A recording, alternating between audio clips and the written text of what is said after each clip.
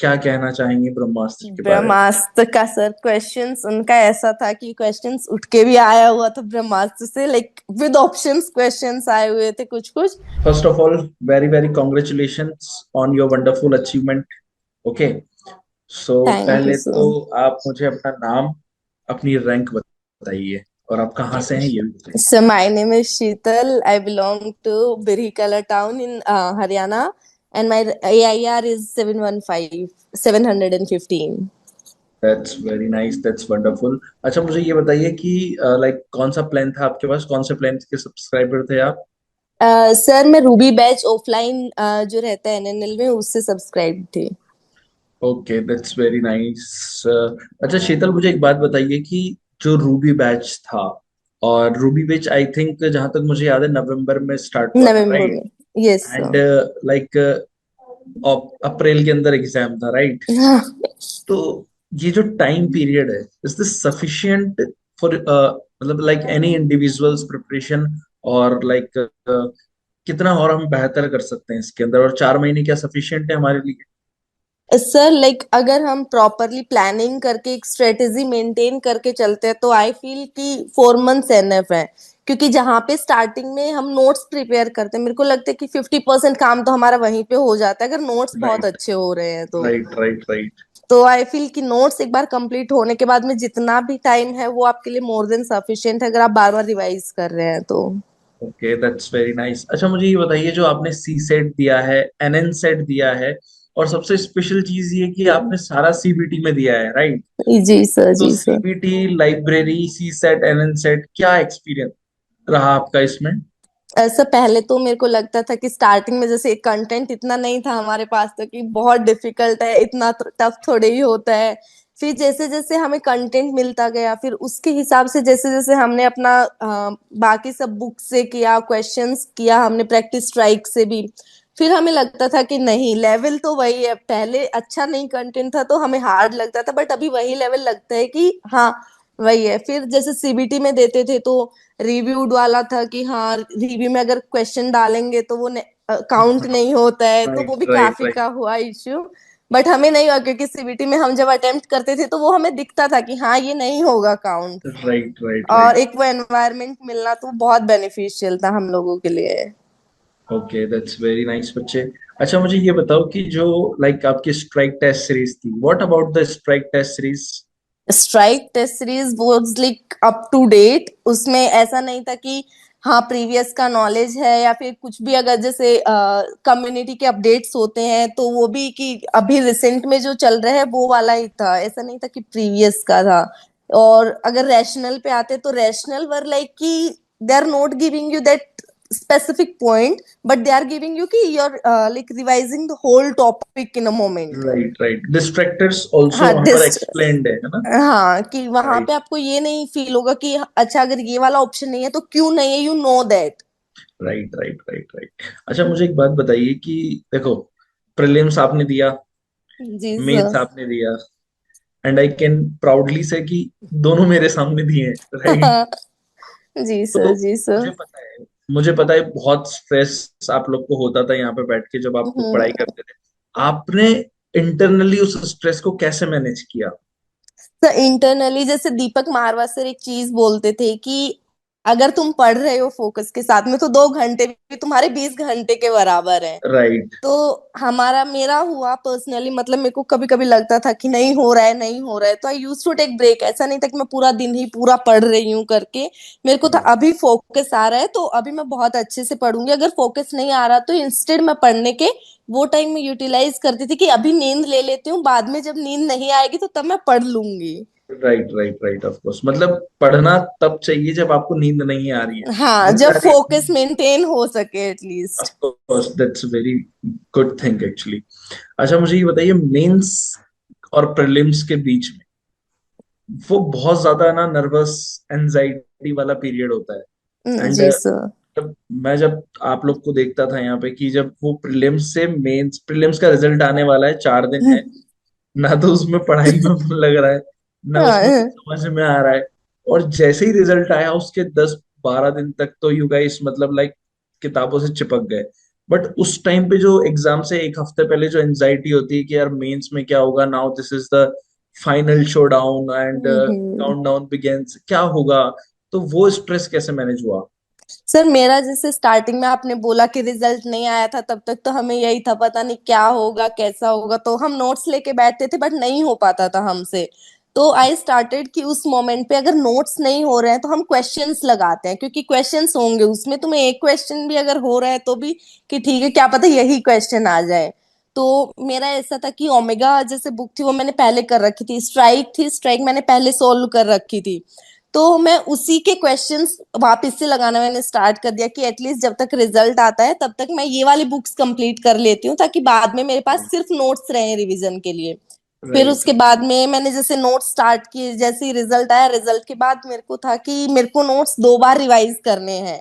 Right. और लोगों का होता है जैसे नाइट, एक रात होती है पहले कि ठीक है कल एग्जाम है तो सो जाते हैं, मेरा होता है कि नहीं मेरे को उसमें भी एक बार एक रिवीजन मेरे को देना है। Right right. तो वो वाला मतलब मेरे को स्पेसिफिक मेरा यही था कि क्वेश्चंस मैंने पहले कर लिए थे, उस मोमेंट पे मैंने नोट्स बार बार रिवाइज किए। और फिर जैसे मैं वहां पे कोई भी बुक करती थी तो आप होते थे वहां पे कि नहीं बेटा ये वाली नहीं ये वाली बुक करनी है। तो उससे बहुत ऐसा हेल्पफुल रहता था कि हाँ एक गाइडेंस मिलती थी प्रॉपर कि गलत ना जाए इधर उधर। ऑफ कोर्स बहुत जरूरी है। ओके, तो लाइक जो आपका लास्ट में जो ब्रह्मास्त्र हुआ, क्या कहना चाहेंगे ब्रह्मास्त्र के बारे में? ब्रह्मास्त्र का सर क्वेश्चंस उनका ऐसा था कि क्वेश्चंस उठ के भी आया हुआ था ब्रह्मास्त्र से, लाइक विद ऑप्शंस क्वेश्चंस आए हुए थे कुछ कुछ। और ऐसा था कि मतलब ब्रह्मास्त्र में टॉपिक जितना हम ये नहीं बोलेंगे कि जैसे एग्जाम का नॉर्मली होता है कि हम बोल देते थे कि इतना क्वेश्चन तो आउट ऑफ सिलेबस ही था। बट मैं बोलूंगी अगर किसी ने ब्रह्मास्त्र भी किया था तो टॉपिक टच उन्होंने किया है, जो क्वेश्चन आया था एग्जाम में, ऐसा नहीं कि टॉपिक ही नहीं टच हुआ है उसमें।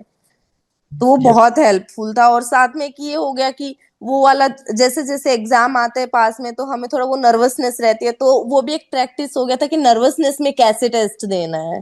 राइट, बहुत जरूरी है। हाँ तो वो वहां पे बहुत हेल्पफुल था सर। ओवरऑल एक्सपीरियंस कैसा रहा 4 महीने? सर 4 महीने मतलब ऐसा लग रहा था कि 4 महीने जैसे यहाँ पे ऐसा हुआ था लास्ट टाइम अलोकेशन का लिस्ट आया था, तो अलोकेशन के लिस्ट से नेक्स्ट डे मेरे को हो गया, मैं कहा मेरे को जाना है पापा अभी ऑफलाइन कोचिंग चाहिए होगा करके। तो क्योंकि एक घर पे रह के मैं ये नहीं बोलूंगी कि सेल्फ स्टडी से नहीं हो पाता है, बट एक वो कंसिस्टेंसी खुद से नहीं मेंटेन हो पाती इतना जो हम। क्योंकि लाइब्रेरी में मैं वहां पे सीबीटी लैब में जब क्लासेस नहीं होता था तो सीबीटी लैब में आके हम पढ़ते थे, वहां पे होता था हम सुबह आते थे 8 बजे, शाम में गए हैं 6-7 बजे, तो वहां पे वो कंसिस्टेंसी होती थी। बट अगर हम रूम में रह रहे हैं या कहीं पे भी तो वो कंसिस्टेंसी नहीं हो नहीं, पाती थी। राइट। तो वहां पे जैसे ही मैं आई फिर आने के बाद में फैकल्टीज देखा मैंने, तो फैकल्टीज बिल्कुल जो टॉप, मतलब हम ये बोल ही नहीं सकते कि हाँ सिर्फ नर्सिंग की फैकल्टीज है, वी हैव फैकल्टीज जो एफएमजी नीट पीजी, क्योंकि लेवल अभी एनएनएल का या फिर इनका ये हो गया है नॉर्सेट का कि हाँ आपको वो वाले लेवल पे जाना पड़ेगा। तो राइट राइट। फैकल्टीज का बहुत ये था। फिर अगर फैकल्टीज वहां पे जब पढ़ा के चली जाती थी या फिर आप लोग जैसे एक्स्ट्रा पॉइंट्स जो हमें बताते थे पीछे से, मतलब हर टाइम अकेडमी में कुछ भी इश्यू हो बेटा कभी भी आ जाओ, तो वो वाली चीजें बहुत हेल्पफुल थी। ऐसा नहीं लगता था कि हाँ हम अभी भी ऐसा फैमिली से दूर है, ऐसा था कि ठीक है इश्यू है तो एक फैमिली यहाँ पे भी है। Right right right. That's very good, sounds very good good good. चलिए, तो मुझे एक अपने अपने जूनियर्स को क्या मैसेज देना चाहेंगे जो नॉट सेट 11 देने जा रहे हैं?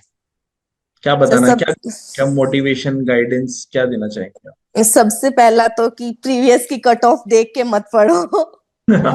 दैट्स वेरी क्यों- इंपॉर्टेंट एक्चुअली यार। क्योंकि इस बार का कट ऑफ जो गया है प्रीवियस, हम क्योंकि एक हम चेक करते हैं कि ट्रेंड सेटिंग क्या है कि ठीक है इतने में, मतलब सब इस बार मान के चले थे कि 100+ is like very safe score, but right इस बार 115 is still not a safe score. तो राइट। वो बहुत लाइक डिफरेंशिएट किया है। बट आई वुड से कि पीवाई क्यूज एक बार पढ़ने से पहले कुछ भी अगर आप पढ़ना स्टार्ट करें एक बार पीवाई क्यूज में गो थ्रू करो, दैट विल टेल यू कि क्या इंपॉर्टेंट पढ़ना है, क्योंकि लाइक सिलेबस बहुत वास्ट है। बट हम्म। क्या पढ़ना है ऑल्सो, जितने भी लाइक कंटेंट सबका अपना होता है, बट जो एनएनएल से कर रहे हैं कंटेंट काफी है, कहीं इधर उधर कहीं जाने की जरूरत नहीं है उनको, मतलब दैट्स अ कहीं पे वेरी भी जाने की जरूरत नहीं है। Very accurate point. क्योंकि ज्यादा से हमारा पहले होता था सर कि हम कि ये बुक भी कर लेते ये भी कर लेते, बट जब हमने वर्कबुक्स की ना, उसके बाद हमने सिर्फ वर्कबुक्स किया, हमने कुछ भी और ऐसा टच नहीं किया कि थ्योरी के लिए हमें कुछ और चाहिए है। राइट। बहुत बढ़िया बात कही है आपने कि आप एक पॉइंट पर स्टक रहे, आप एक सोर्स पे स्टक रहे एक्चुअली। यस, और एक था कि स्टार्टिंग में जैसे मैं भी ऐसी थी कि मेरे को क्वेश्चन में प्रैक्टिस करने से मेरे को बहुत ही होता था, मैं टेस्ट देती थी, मेरे को मार्क्स नहीं आते थे, मेरे को बहुत मॉरल डाउन जाता था कि नहीं अब तो नहीं होगा नहीं होगा, बट आप जैसे आके बोलते थे कि बेटा गलत जो होने होंगे यहाँ गलत हो जाएंगे, इससे ज्यादा क्या ही होगा। तो ऑफ कोर्स। वहां जो गलत होते हैं वो याद रहते हैं। तो बेटर है कि वहां पे तुम गलत करो, कोई दिक्कत नहीं है, हो रहे हैं तो, बट वो आगे जाके अपने आप सही हो जाएंगे अगर वहां पे आप टेस्ट देके उसमें गलत कर भी रहे हो तो। और टेस्ट देना इटसेल्फ इज नॉट सफिशिएंट, उसका एनालिसिस करना एनालिसिस इज इज द ज्यादा मोस्ट इम्पोर्टेंट है। इम्पोर्टेंट। Right right right. क्योंकि एनालिसिस नहीं किया तो वो टेस्ट दिया ना दिया, they are like equal things. Right, बहुत मतलब बेकार है फिर वो यस। आपको पता ही नहीं चलेगा ना कि आपने गलतियां क्या की। यस। शीतल, बहुत अच्छा लगा तुमसे बात करके, बहुत अच्छा लगा। और सेम। उम्मीद है कि इसी तरह से हम लोग आगे भी इंटरव्यूज आपसे मिलते रहेंगे, लाइक आप हाँ जी। आगे बहुत सारे फर्दर एग्जाम्स में भी आप ऐसे टॉप करते रहेंगे, और हम इसी तरह इंटरव्यूज में मिलते रहेंगे। और खुशखबरी तो ये भी है कि हम अगले महीने आपसे एज अ विक्ट्री सेलिब्रेशन में हम मिल रहे हाँ सर, आऊंगी, मैं आऊंगी, जरूर आऊंगी। हैं। Definitely, of course of course of course हम बुलाएंगे आपको, आपको इनविटेशन आएगा, डोंट वरी। और बहुत अच्छा लगा शीतल।